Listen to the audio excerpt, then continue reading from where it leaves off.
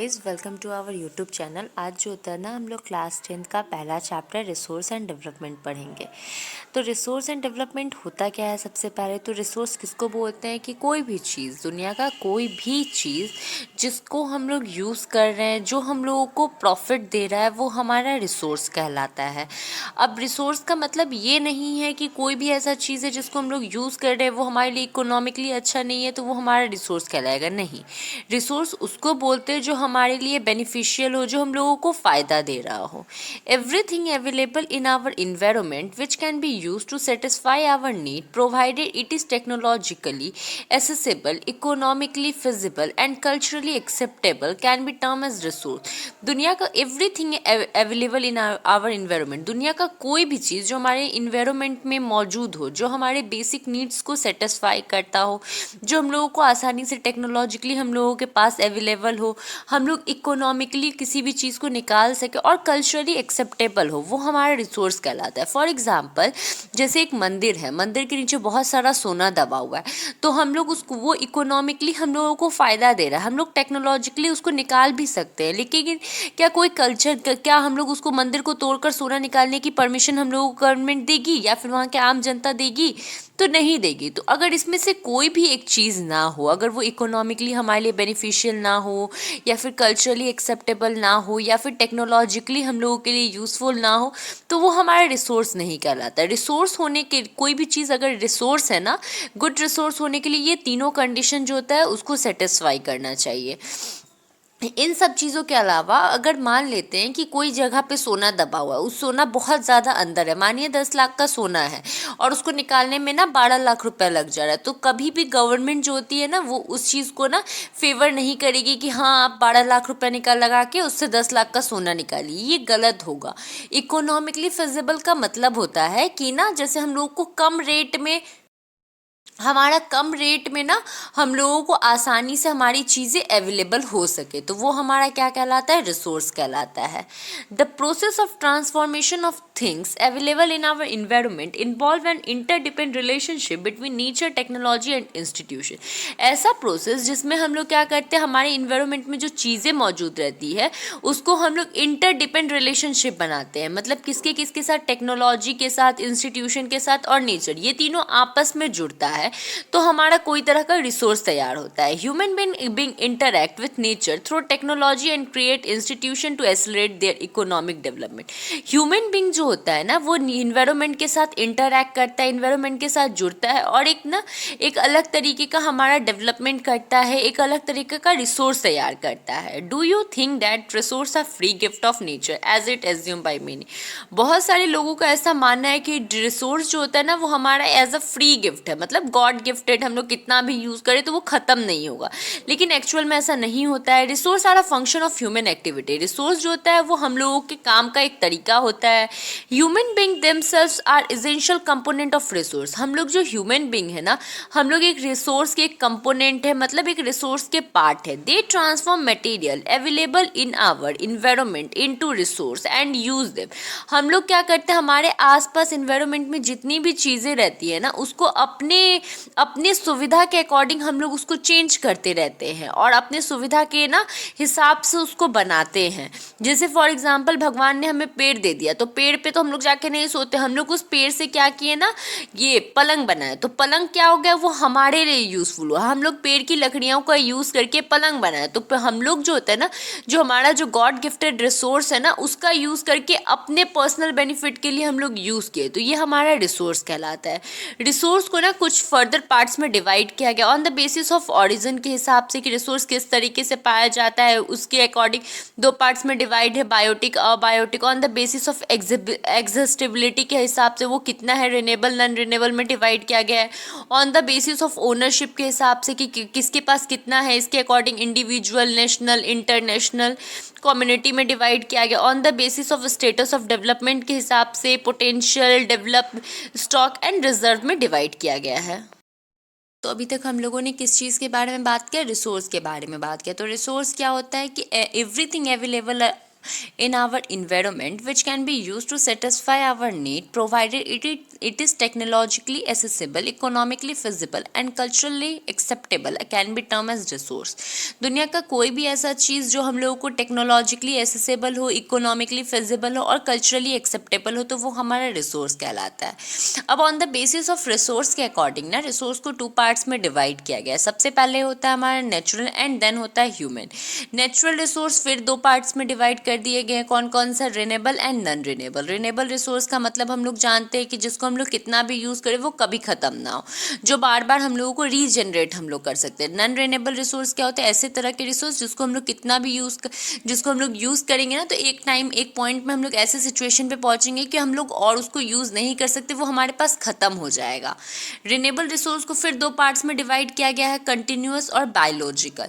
Non renewable को फिर 2 parts में डिवाइड किया गया है, रिसाइकल मेटल और non recycle metal. Recycle metal जैसा कि हम लोग जानते हैं कि जिसको हम लोग रिसाइकल कर सकते हैं और नॉन रिसाइकल जिसको हम लोग कभी रिसाइकल नहीं कर सकते. हमारा जो रिन्यूएबल का डिवीजन है बायोलॉजिकल उसको 2 पार्ट्स में डिवाइड किया गया, नेचुरल एंड वाइल्ड लाइफ. लेकिन हमारा जो ह्यूमन रिसोर्स है जिसको हम लोग आर्टिफिशियल या मैनमेड रिसोर्स भी बोलते हैं ना, उसको 2 पार्ट्स में डिवाइड किया गया है. पहला होता है स्ट्रक्चर एंड इंस्टीट्यूशन के हिसाब से, दूसरा होता है क्वालिटी एंड क्वांटिटी के हिसाब से. तो हम लोगों ने क्या पढ़ा? रिसोर्स क्या होता है? तो रिसोर्स जो होता है कोई भी ऐसा चीज़ जो टेक्नोलॉजिकली एसेसेबल हो, इकोनॉमिकली फिजिबल हो एंड कल्चरली एक्सेप्टेबल हो तो वो हमारा रिसोर्स कहलाता है. रिसोर्स हमारे 2 तरीके के होते हैं, एक नेचुरल होता है, दूसरा ह्यूमन मेड या फिर आप आर्टिफिशियल या मैन मेड भी बोल सकते हो. नेचुरल रिसोर्स फिर आपका 2 तरीके का होता है, renewable and non renewable. Renewable भी आपका 2 तरीके का होता है, कंटिन्यूअस और बायोलॉजिकल. बायोलॉजिकल जो होता है वो 2 तरीके का होता है, natural and vegetation. Non renewable भी 2 तरीके का होता है, एक होता है रिसाइकल, दूसरा होता है नॉन रिसाइकल. लेकिन हमारा जो ह्यूमन रिसोर्स है वो भी 2 तरीके का होता है, एक होता है स्ट्रक्चर एंड इंस्टीट्यूशन एंड दूसरा होता है हमारा quality and quantity. Type of resource क्या होते हैं? On the basis of origin के हिसाब से, मतलब रिसोर्स कहाँ पे पाया जाता है, किस जगह पे मौजूद है. 2 तरीके के रिसोर्स पाए जाते हैं. पहला होता है हमारा बायोटिक, दूसरा होता है हमारा अबायोटिक. बायोटिक क्या होता है? This are obtain from biosphere and have life such as human being, flora, fauna, fisheries, livestock etcetera. Mainly biotic को हम लोग लिविंग थिंग से डेडिकेट करते हैं. दुनिया का कोई भी लिविंग थिंग जो बायोस्फीयर में पाया जाए, चाहे वो ह्यूमन हो, प्लांट हो, एनिमल हो, लाइफ स्टॉक हो, वो सारा हमारा क्या कहलाता है? तो बायोटिक रिसोर्स कहलाता है. और बायोटिक रिसोर्स क्या होता है? जनरली हम लोग उसको नॉन लिविंग थिंग से डेडिकेट करते हैं. ऑल दोज थिंग जो which are composed of non living thing, दुनिया का कोई भी ऐसा चीज़ जो नॉन लिविंग थिंग हो वो हमारा अबायोटिक कहलाता है. फॉर एग्जाम्पल रॉक हुआ एंड मेटल हुआ. ऑन द बेसिस ऑफ एग्जिस्टेबिलिटी के हिसाब से, द बेसिस ऑफ एग्जिस्टेबिलिटी के हिसाब से कि वो किस तरीके से ज़्यादा अमाउंट में पाए जाते हैं कि कम अमाउंट में पाए जाते हैं, इसके हिसाब से हमारे रिसोर्स को फिर 2 पार्ट्स में डिवाइड किया गया है, renewable and non renewable. The resource which can be renewed और रिप्रोड्यूस बाय फिजिकल, केमिकल और mechanical process are known as renewable और रिप्लेनिशेबल रिसोर्स. ऐसा रिसोर्स जिसको हम लोग बार बार रिन्यू कर सकते हैं, बार बार बना सकते हैं, कोई भी प्रोसेस है, चाहे फिजिकल प्रोसेस हो, केमिकल प्रोसेस हो, मैकेनिकल प्रोसेस हो, तो हम लोग उसको बार बार ऑब्टेन कर सकते हैं, तो वो हमारा रिन्यूएबल रिसोर्स कहलाता है. जैसे solar and wind energy, water, forest and wild life etcetera. This the renewable resource में further be divided into continuous और फ्लो. जैसे फॉर एग्जांपल हो गया हम लोगों का सोलर एनर्जी, सन का एनर्जी जो होता है वो हम लोग कितना भी यूज़ करें वो कभी भी ख़त्म नहीं होगा. विंड एनर्जी, हवा का एनर्जी कभी भी ख़त्म नहीं होगा. तो ये सब हमारा रिन्यूएबल रिसोर्स होता है. रिन्यूएबल रिसोर्स को फिर फर्दर डिवाइड किया गया कंटिन्यूअस और फ्लो में. Non renewable resource, this occur over a very long geological time. Non renewable resource जो होता है ना उसको ऑब्टेन करने में हम लोग को बहुत ज़्यादा समय लग जाता है. जैसे मिनरल हुआ, फॉसिल फ्यूल हुआ, ये सब कुछ एग्जाम्पल है नॉन रिन्यूएबल रिसोर्स के. This resource take million of year in their formation. ये सारे जो रिसोर्स होते हैं ना इसको ना बहुत ज़्यादा टाइम लग जाता है बनने उनने में. Some of the resource like metal, जैसे कुछ रिसोर्सेज जैसे कि मेटल हो गए, ये क्या हो गए? रिसाइक्लेबल होते हैं. सम लाइक फॉसिल फ्यूल, कुछ फॉसिल फ्यूल जिसको हम लोग रिसाइकल नहीं कर सकते हैं. और अगर हम लोग जैसे फॉसिल फ्यूल हुआ, कोयला वगैरह हुआ, ये सब नॉन रिन्यूएबल रिसोर्स हुआ जो हम लोगों को जल्दी नहीं मिल पाएगा. अगर एक बार ये ख़त्म हो जाएगा ना तो इसको ऑब्टेन करने के लिए हम लोगों को बहुत लंबा टाइम लग जाएगा. जैसे कुछ लोग क्या करते हैं ना, कोयले को बचा के रखते हैं. क्योंकि ताकि कोयले का दाम बढ़े, वो मार्केट में ना ज़्यादा रेट में बेच सके. तो इन सब चीज़ों के कारण जो नॉन रिन्यूएबल रिसोर्स होता है ना वो अगर एक बार हमारे पास ख़त्म हो गया तो वो दोबारा दोबारा हमारे पास उसको ऑब्टेन करने के लिए हम लोगों को बहुत ज़्यादा टाइम लग जाएगा। अब on the basis of ownership के हिसाब से ना हमारे रिसोर्स को 2 पार्ट्स में डिवाइड किया गया है। कौन कौन सा? पहला होता है इंडिविजुअल एंड देन होता है हमारा कम्युनिटी रिसोर्स। और community own resource, natural resource, international resource, ये सारे पार्ट्स में डिवाइड किया गया। इंडिविजुअल रिसोर्स का मतलब क्या होता है? किसी इंडिविजुअल का उस पर हक होगा। There are also owned privately by individual. Individual resource में ना किसी प्राइवेट इंसान का अपना होगा, जैसे हक होगा। जैसे कोई इंसान के पास अपना ज़मीन है तो वो उस ज़मीन को बेचे, उस ज़मीन पे फसल उगाए, उस ज़मीन पे खेती करे, उस ज़मीन पे उसको मन करे तो घर बनाए, तो वो उसका अपना फैसला होगा, उस पर कोई दखल अंदाजी नहीं कर सकते। Many farmer own land which is allotted by them to them by a government against the payment of revenue. बहुत सारे किसान के पास अपना ज़मीन होता है जो वो गवर्नमेंट से लेते हैं और उनके बदले में टैक्स देते हैं। इन विलेज, गाँव में अगर हम लोग बात करें, बहुत सारे लोगों के पास अपना खुद का ज़मीन रहता है, बहुत सारे लोगों के पास ज़मीन नहीं रहता है। अर्बन पीपल का बात करें, शहर के लोगों का बात करें, तो लोगों के पास फ्लैट होता है, अदर प्रॉपर्टीज़ होती है, प्लांटेशन, पास्चर, मतलब जैसे किसी का भी ओन अपना हक हो किसी भी लैंड पे, तो वो हमारा क्या कहलाता है? तो वो हमारा इंडिविजुअल रिसोर्स कहलाता है। इंडिविजुअल रिसोर्स जो होता है ना, उस पर दूसरे किसी का भी राइट नहीं रहता है, सिर्फ जिसका है उसी का राइट रहता है। वो चाहे तो उसको बेचे, वहाँ पे चाहे तो खेती बाड़ी करे, वहाँ पे घर बनाए, वहाँ पे फील्ड बनाए, तो वो उसका अपना प्रॉब्लम है। तो ये हमारा इंडिविजुअल रिसोर्स कहलाता है। कम्युनिटी ओन रिसोर्स क्या होता है? ऐसा रिसोर्स जिसपे पूरे समाज का हक हो। देयर आर रिसोर्स, कुछ रिसोर्स ऐसे होते हैं जिसपे पूरा समाज का हक होता है, जैसे विलेज के कॉमन लोगों का। जैसे विलेज गांव की बात करें तो वहाँ पे कॉमन ग्रेजिंग लैंड होता है, फील्ड होता है, सामुदायिक भवन होता है, कोई ट्यूबवेल होता है, कुआं होता है, तो उस पर पूरे गांव के हर लोग का जो होता है ना हक होता है। अगर हम लोग अर्बन एरिया का बात करें, शहर का बात करें, तो पब्लिक पार्क होता है, पब्लिक ट्रांसपोर्ट होता है, स्पोर्ट्स होता है, पिकनिक स्पॉट होता है, आपका प्लेग्राउंड होता है। तो ये सब पे किसी भी एक इंडिविजुअल का हक नहीं है, बल्कि उस एरिया के रहने वाले हर लोगों का हक है। कोई भी उसको हटा नहीं सकता उस जगह से।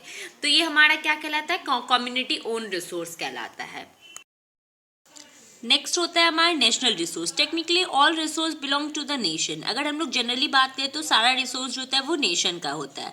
The country has legal power to acquire even private property for public good. You might have been seen road, canal, railway being constructed on field own by some individual. Generally सारा रिसोर्स जो होता है ना वो country से ही belong करता है, किसी भी नेशन का ही रहता है, और हमारे कंट्री के पास पूरा हक होता है। जैसे अगर जैसे सरकार को कहीं रोड बनाना हो या रेलवे बिछाना हो, रेलवे की पटरी बिछानी हो, ट्रेन का पटरी बिछाना हो, तो अगर उसके रास्ते में जो भी उन सारे चीज़ों के रास्ते में जो जिसका भी खेत आता है, जिसका भी ज़मीन आता है, सरकार क्या करती है? उसको पैसे देकर उसका ज़मीन ले लेती है और वहाँ पे रोड, आपका रेलवे, कैनल वगैरह बिछा देती है। Urban development authorities get empowered by the government to acquire land. और ये सब काम कौन करता है? तो अर्बन डेवलपमेंट अथॉरिटीज़ जो होते हैं ना, उनके पास ये हक होता है कि वो ना दूसरों को ना सही दाम पर उनका ज़मीन लेकर वहाँ पे ना यूज़ कर सके। ऑल मिनरल, चाहे जितना भी mineral, water resource, forest, wild life, जो भी लैंड पॉलिटिकल बाउंड्री के अंदर है, ओशियन, 12 नॉटिकल मील तक, ये सारा पे किसका हक होता है? नेशन का होता है। हमारे जैसे प्लेन हुआ, रेलवे हुआ, फिर हमारे देश की ज़मीन हुई, पानी हुआ, समुद्र हुआ, पहाड़ हुआ, पत्थर हुआ, जनरली हर चीज़, हमारे कंट्री का हर चीज़ वो हमारे नेशन से बिलोंग करता है। कोई भी चीज़ हम लोग अपना इंडिविजुअल कब कहते हैं? जब वो हमारा नेशन का रिसोर्स होता है, ठीक है। जनरली हर रिसोर्स जो होता है वो हमारा नेशनल रिसोर्स कहलाता है। इंटरनेशनल रिसोर्स क्या होता है? बहुत सारी चीज़ें ऐसी होती है जिस पे इंटरनेशनल हक होता है। There are international institution which regulate some resources. कुछ इंटरनेशनल इंस्टीट्यूशन है जिनके पास कुछ अपना रिसोर्स रहता है, जैसे ओशियन जो होता है 200 नॉटिकल मील से ज़्यादा जो होता है किसी का हक नहीं होता है। तो ये सब हमारा क्या होगा? इंटरनेशनल रिसोर्स में आएगा।